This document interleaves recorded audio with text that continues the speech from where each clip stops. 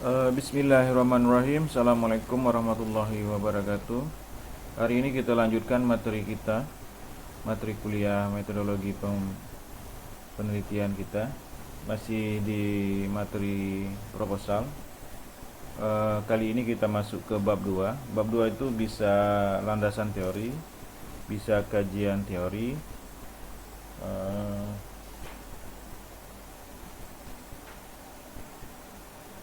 bisa kajian pustaka,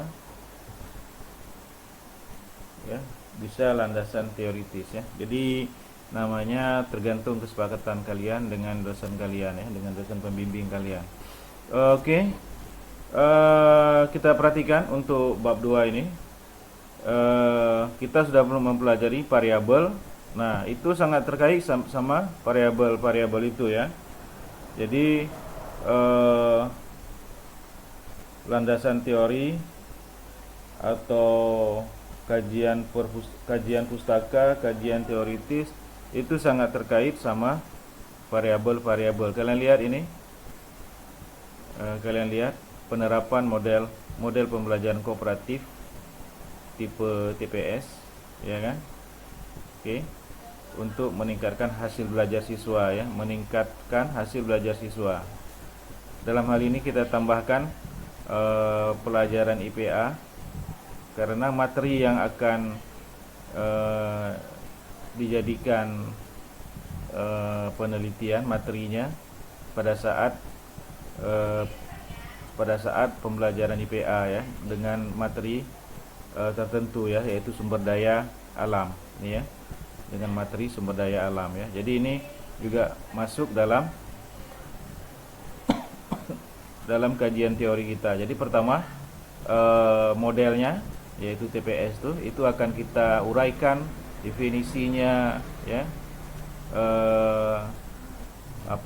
kelebihannya, kekurangannya, kemudian apa lagi,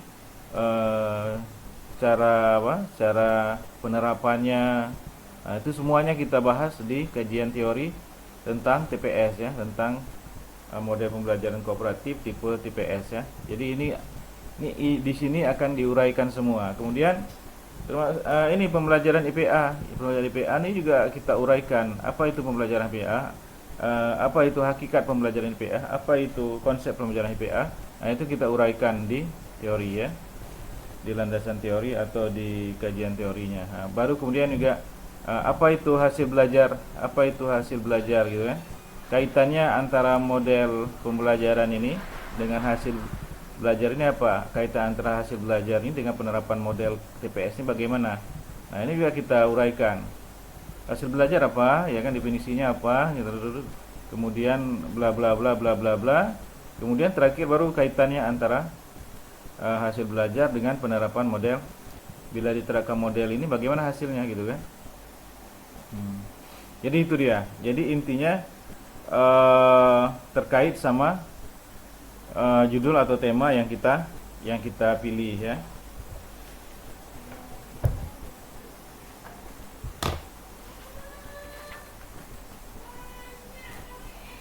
Jadi kalau kalau secara teori adalah alur logika atau penalaran yang merupakan seperangkat konsep, definisi, dan proposisi yang disusun secara sistematis.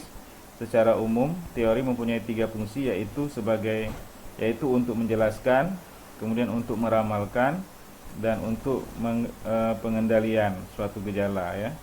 Jadi itu definisinya ya, secara teori tadi ya. Kemudian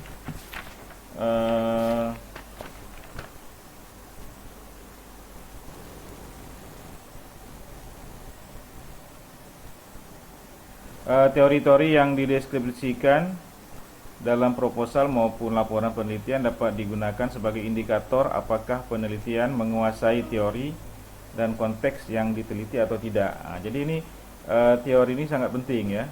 Teori ini sangat penting karena dia dari teori ini kelihatan apakah kita menguasai nggak permasalahan ini gitu kan, menguasai nggak permasalahan yang akan kita teliti ini, itu dari teorinya. Nah, jadi kalian kalau menyusun teori ini ya harus rajin-rajin mencari referensi ya, membacanya ya, membacanya terus mencarinya di mana-mana ya, di perpustakaan atau di jurnal-jurnal ya kan.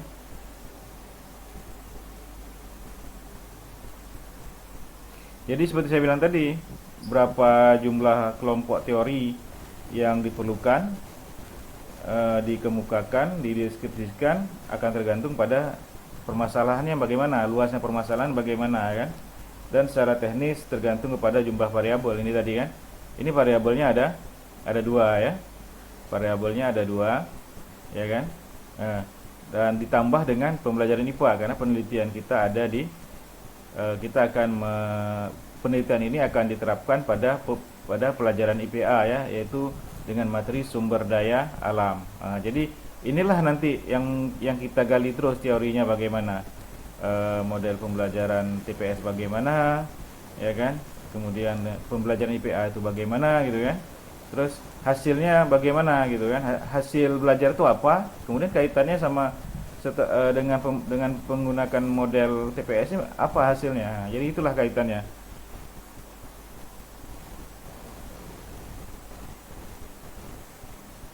Jadi itulah dia ya, yang ingin kita bahas.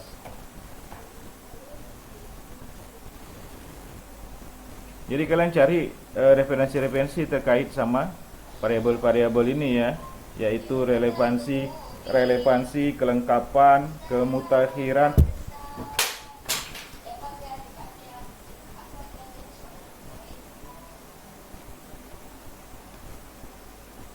ya. Kemudian hasil penelitian yang relevan bukan berarti sama ya nantinya dengan yang akan diteliti, tapi masih dalam lingkup yang sama ya. Jadi kalian tidak mesti yang sama persis yang referensi yang kalian pelajari. Pokoknya yang ada kaitan kalian baca juga. Ya, siapa tahu bisa kalian pakai di teori kalian. Oke. Jadi seperti tadi saya katakan, tentukan dulu variabelnya yang mau dibahas ya kan. Kalian perhatikan seperti ini, kita akan bahas 3 dari 2 variabel nih. Kemudian ada satu yang karena ini materi yang akan dibahas yaitu sumber daya alam. Ini juga akan kita cari teorinya. Kemudian ini ya variabelnya itu kita pelajari ya. Kemudian kita cari referensinya. Jadi langkah-langkah untuk dapat melakukan pendeskripsian teori adalah sebagai berikut. Tetapkan nama variabel yang diteliti dan jumlah variabelnya ya. Kemudian cari sumber-sumber bacaan ya kan, buku, kamus. Ya, perlu kamus ya, karena kamus untuk definisi-definisi kita biasanya menggunakan kamus besar bahasa Indonesia ya. Ya kan? Jurnal ilmiah ya, laporan penelitian, skripsi, tesis, disertasi dan lain-lain ya. Yang sebanyak-banyaknya dan yang relevan dengan setiap variabel yang kita teliti ini ya. Kemudian kalian lihat daftar isi buku-buku tersebut ya. Kalian lihat topiknya yang relevan ya, kalian sesuai dengan yang relevan atau yang cocok dengan variabel kalian ya, kalian tandain, kemudian kalian baca kan. Siapa tahu dapat dijadikan sebagai referensi. Oke. Kalian cari ya, definisi-definisi itu perlu itu harus dari buku-buku referensi ya. Jadi kalian cari, kalian catat definisi-definisi. Misalnya kalian mendapat buku A, definisinya seperti ini, buku B definisinya begini, seperti itu, terus kalian ambil, nanti kalian pilih mana yang menurut kalian paling pas ya definisinya tersebut ya. Misalnya untuk hasil belajar ternyata definisinya ada banyak gitu kan. Nanti kalian pilih dari buku A beda, buku B beda sedikit. Sebenarnya sih beda-beda sedikit aja ya. Mana yang paling cocok sama kalian ambil. Yang penting referensinya referensi yang dapat dipercaya ya. Kemudian kalau kalian udah punya referensi ya, kalian baca seluruh isi topik buku ya, yang sesuai dengan variabel yang sesuai dengan variabel kita aja, supaya nggak banyak kalian makan waktu kan. Kemudian kalian analisis, kalian renungkan ya. Kemudian kalian buatlah rumusan dengan bahasa sendiri gitu kan. Tapi tetap nanti referensinya harus kalian muat ya, kayak di skripsi ini kan biasanya dikasih tanda 1, 2, 3 ya sebagai sebagai footnote ya, bahwa itu diambil dari referensi ya, sebuah referensi.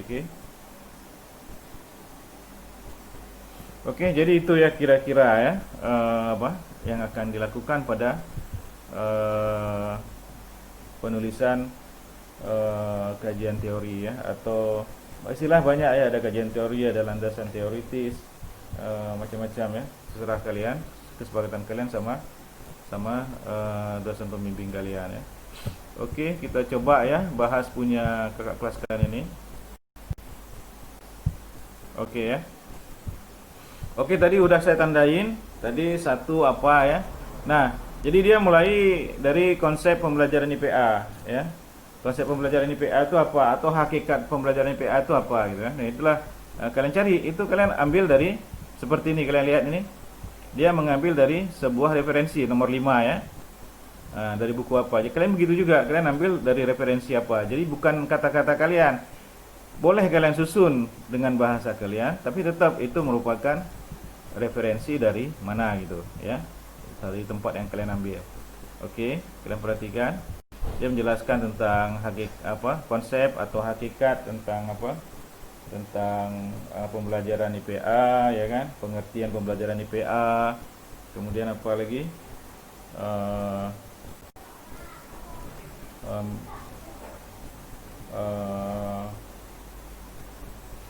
dan lain-lain lah ya terkait pembelajaran IPA ya. Kalian bisa ini ya, kalau memang kalian bahas tentang materinya tentang IPA ya.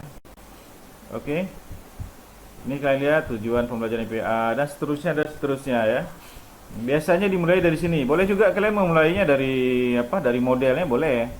Tergantung kesepakatan kalian sama dosen kalian. Tapi biasanya umumnya saya lihat itu dimulai dengan pembelajaran IPA. Apa itu konsep pembelajaran IPA atau hakikat pembelajaran IPA ya, baru dibahas ya. Oke. Kemudian kita lanjut ya. Kalau di sini yang pertama dibahas adalah tentang pembelajaran IPA, konsep atau hakikatnya, kemudian baru dibahas tentang modelnya, model yang digunakan. Nah, tadi kan sudah saya standar ya. Satu tadi model, kemudian 2 tadi IPA, 3 tadi hasil belajar kan. Jadi dia baru yang keduanya dia bahas tentang modelnya, yaitu model TPS ya. Model TPS. Kalian boleh modelnya duluan, tergantung kesepakatan kalian dengan dosen kalian ya. Oke. Nah, model TPS dijelaskan sini ya. Secara umum dulu, biasanya jelaskan dulu. Kalau gini saya lihat tidak dijelaskan dulu. Model kooperatif itu apa gitu kan. Terus harusnya seperti itu ya. Kita jelaskan dulu model kooperatif itu apa. Gak usah banyak ya kan.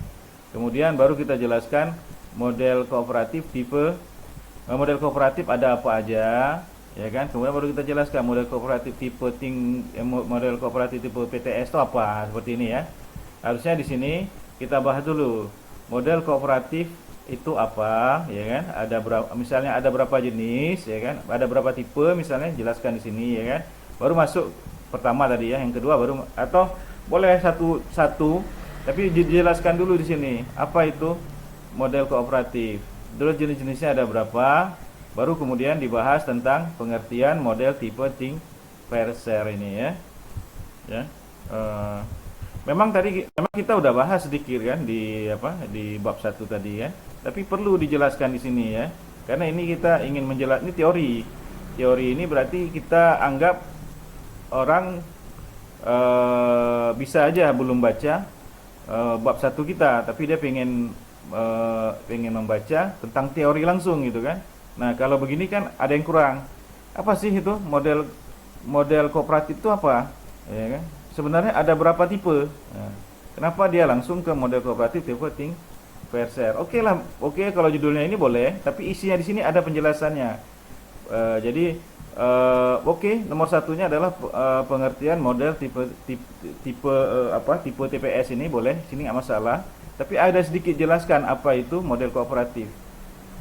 Ngerti ya, paham maksud saya ya?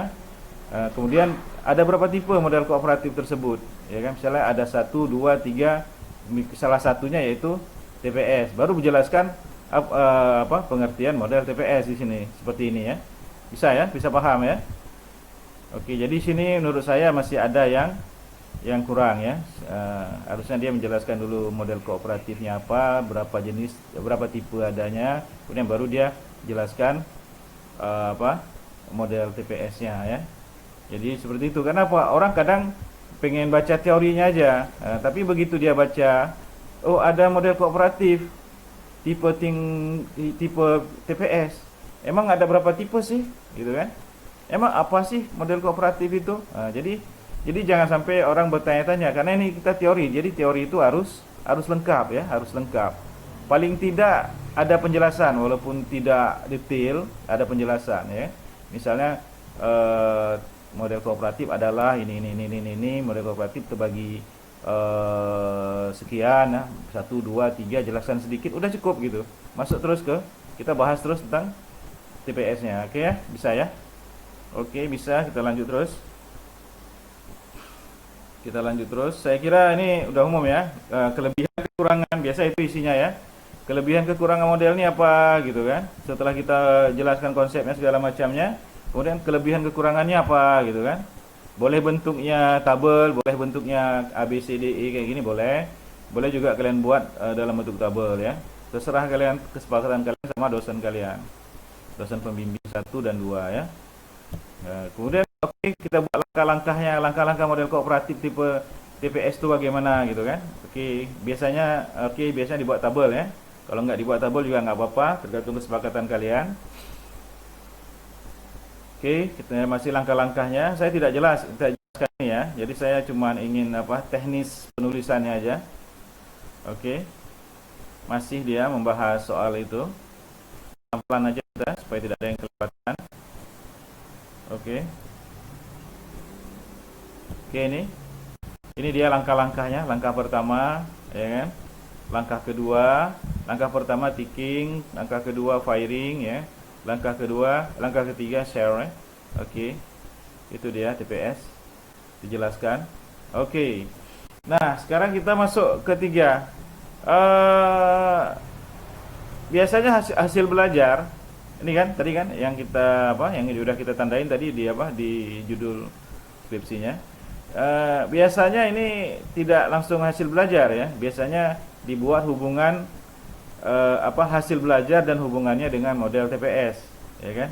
Jadi hasil belajar biasanya ya, tapi boleh juga sebenarnya. Begini boleh juga, tapi umumnya orang membuatnya C ini adalah hubungan hasil belajar dan hubungannya dengan model TPS. Oke, baru kemudian di satunya adalah hasil belajar. Baru kita uraikan tentang hasil belajar itu apa, pengertian hasil belajar itu apa. Saya jelaskan di sini. Jadi di sini bagusnya kalau menurut saya ya, tapi tergantung nanti kesepakatan kalian sama dosen-dosen kalian. Jadi saya tidak terlalu merecokin hal seperti ini, tapi bagusnya itu C ini adalah hasil belajar dan hubungannya dengan model TPS, atau bahasanya terserah kalian. Pokoknya kaitannya hasil belajar sama TPS gitu, dengan model TPS ya, dengan penerapan model TPS ini. Baru nanti di bawahnya hasil belajar kalian bahas. Hasil belajar itu apa? Gitu kan? Pengertiannya apa? Kalian jelaskan seperti yang lainnya kan. Oke. Bisa ya? Bisa paham ya? Yang saya maksudkan ya. Oke, kalian jelaskan terus hasil belajar itu apa gitu kan. Kemudian faktor yang mempengaruhi hasil belajar apa. Ini udah umum ya. Umum. Kalian bisa cari referensi banyak di buku-buku ini. Jadi kalian ingat, kalian harus selalu ambil dari referensi. Perhatikan ini, dia ambil dari referensi nomor 22 ya. Jadi kalian harus selalu ambil referensi ya. Jangan hasil karya kalian. Ya, kalian ini harus dari hasil karya ilmiah, bukan hasil karangan kalian ya. Jadi kalian harus cari referensi untuk pokoknya bab 1, bab 2 sampai bab 3 ini intinya ya di referensi ya. Seperti tadi 23 Burhanuddin Salam, Pengantar Pedagogi Dasar-Dasar Ilmu Pendidikan Jakarta Rika Cipta 2002 halaman 96. Itu cara penulisannya kalian lihat di buku yang kalian fotokopi waktu awal kuliah kita ya. Oke, ini dia faktor-faktornya mempengaruhinya ya. Oke. Oke.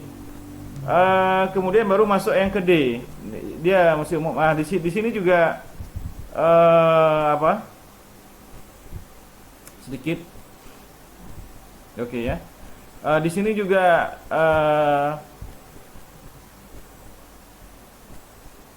jangan langsung materi sumber daya alam ya. Bagusnya ya. Jadi bagusnya itu eh,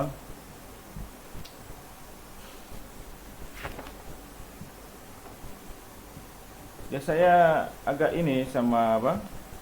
eh, jadi harusnya dia ini ada apa?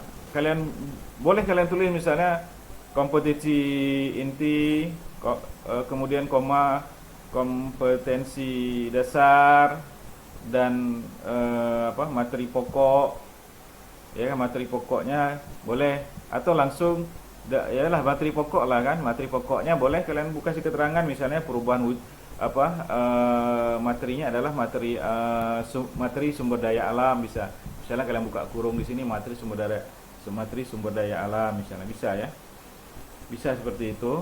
Jadi walaupun ini nggak banyak pembahasannya nih, kompetensi inti dan kompetensi dasar ini nggak banyak pembahasannya, sedikit aja sebenarnya. Memang nanti pembahasan yang paling banyak adalah materi pokoknya, yaitu sumber daya alam. Oke, bisa paham ya?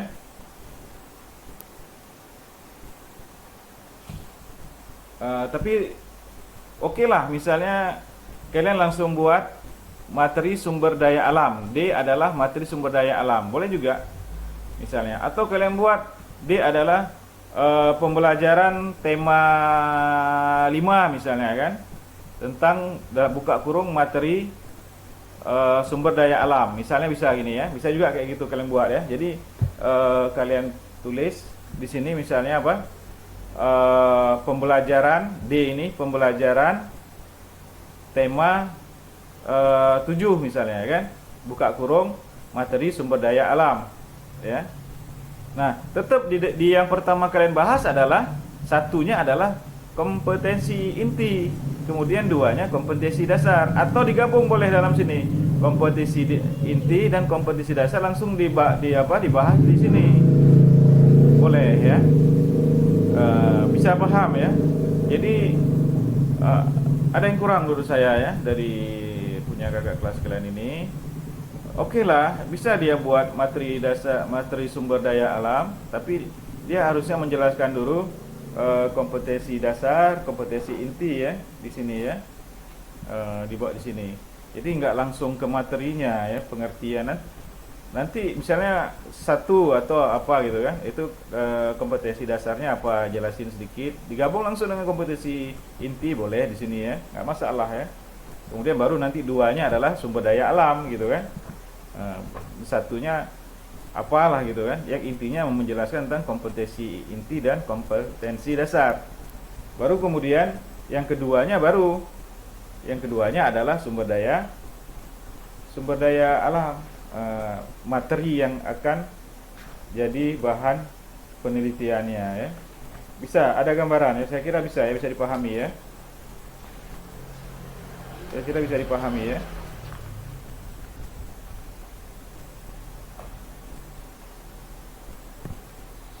Atau boleh juga kalian misalnya materi sumber daya alam kalian bahas, jadi tidak ada penomoran, kalian bahas misalnya kompetensi dasar, langsung nggak ada penomoran dulu, langsung kalian bahas kompetensi dasarnya apa, kompetensi intinya apa, baru nanti misalnya satu baru kalian buat sumber daya alam, baru kalian bahas satu A kecil apa gitu. Bisa ya, bisa paham ya saya kira ya yang saya inginkan. Bisa kalian tulis langsung kemari kompetensi inti, kompetensi dasar, dan materi pokok dalam kurung sumber daya alam. Bisa kalian buat sumber daya alam langsung, atau pembelajaran tema 5 misalnya buka kurung sumber daya alam gitu kan. Bisa langsung seperti itu ya. Bisa ya kan? Bisa juga begini, materi sumber daya alam, tapi kalian jelaskan di sini dulu di pembukaan ini, walaupun tidak pakai nomor, kalian jelaskan kompetensi intinya apa, kompetensi dasarnya apa, Baru nanti nomor satu di bawah, atau nomor satu besar atau nomor A besar kalian buat sumber daya alam, misalnya. Oke, bisa ya, bisa pahami ya. Baru kalian jelaskan pengertian sumber daya alam itu apa. Ini kalian jelaskan sesuai dengan materi yang ada di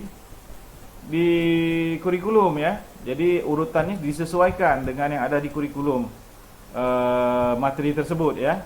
Jadi misalnya untuk kelas berapa nih, misalnya untuk kelas 5 ya. Dia tema berapa, misalnya tema 2 gitu kan. Itu kalian lihat, kalian sesuaikan ya kan, penjelasan ini dengan urutan yang ada di kurikulum. Bisa paham ya, di kurikulum bagaimana gitu kan. Di SAP-nya, bukan SAP kalau untuk anak apa? Anak MI atau anak SD ya. Di kurikulum mereka lah kalian lihat bagaimana. Terus kalian susun seperti itu. Oke. Oke, kelompok benda berdasarkan asal misalnya kayak gini ya. Benda yang berasal dari tumbuhan ya. Terus gitu ya. Jadi yang sesuai dengan dengan kurikulum yang ada. Jadi paham ya. Jadi intinya yang ingin saya tekankan yang di sini ya. Yang ingin saya tekankan ke kalian yang di ini tadi judul ini ya. Ini yang saya inginkan di sini seharusnya ada penjelasan tentang kompetensi inti, kompetensi dasar ya di sini ya. Oke, bisa ya. Saya kira bisa.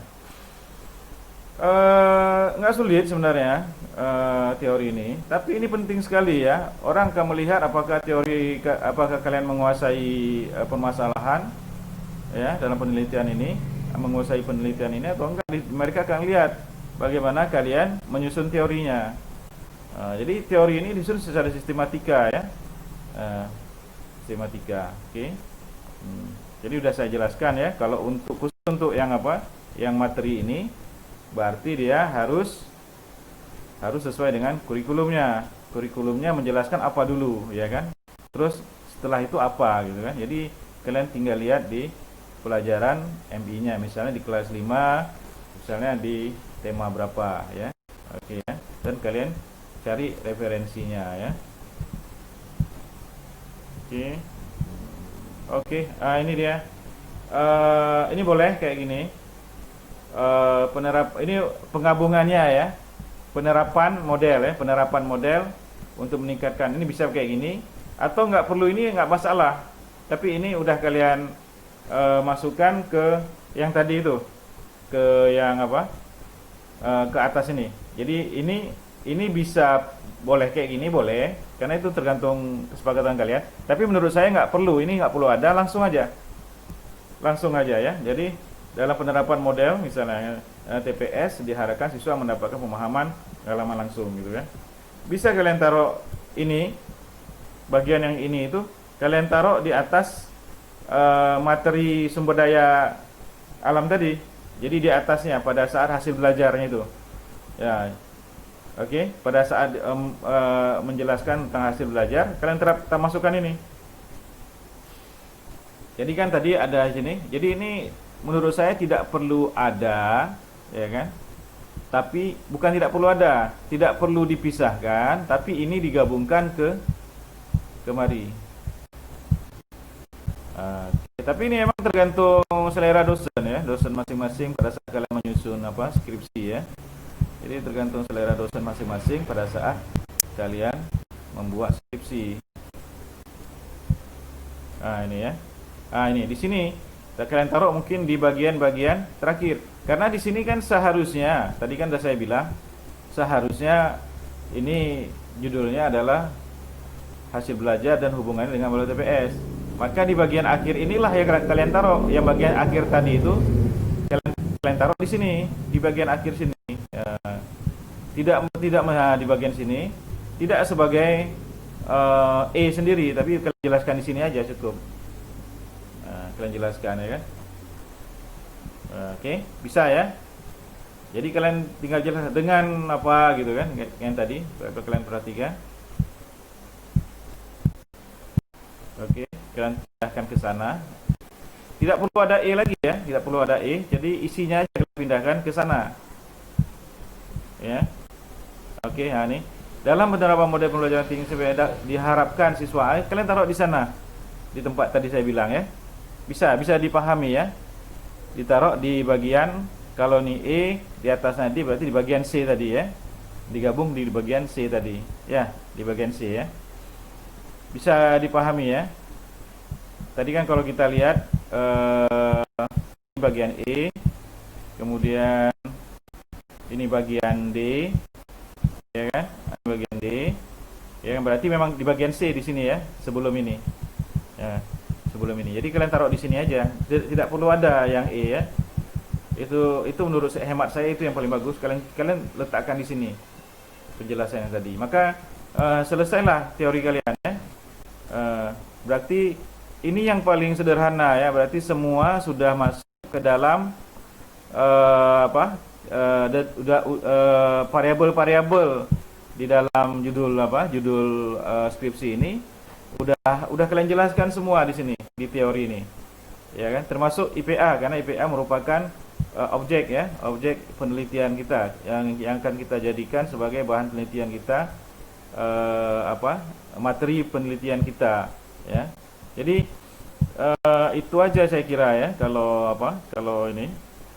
teori relatif gampang kan. Oke, saya tidak banyak menjelaskan teorinya tentang teori ini, landasan teori ini. Tadi udah saya jelaskan sedikit ya mengenai teorinya, landasan teori atau atau kajian teori, kajian teoritis. Tapi yang penting kalian bisa membuatnya ya. Oke, saya kira itu aja. Tidak ada yang ini sekali. Pokoknya kalau yang bagian materi kalian sesuaikan dengan pembelajaran di kelas ya. Pembelajaran IPA-nya di kelas. Dia masuk ke tema berapa ya kan? Kalian lihat, kalian susun sesuai itu. Sedangkan yang lainnya tadi sudah saya jelaskan ya. Mudah-mudahan bisa membantu kalian. Nanti kita akan coba bahas tentang teori, landasan teori atau kajian teoritis ini secara teori di materi yang lain. Ini saya jelaskan secara teknis saja. Oke, baiklah, kalau gitu saya tutup aja kuliah kita ini. Kalau memang ada yang kurang jelas, silakan kalian WA saya. Nanti saya jelaskan, saya balas WA, atau nanti saya buat video khusus kalau memang perlu penjelasan yang lebih detail ya. Oke, kita tutup aja dulu. Assalamualaikum warahmatullahi wabarakatuh.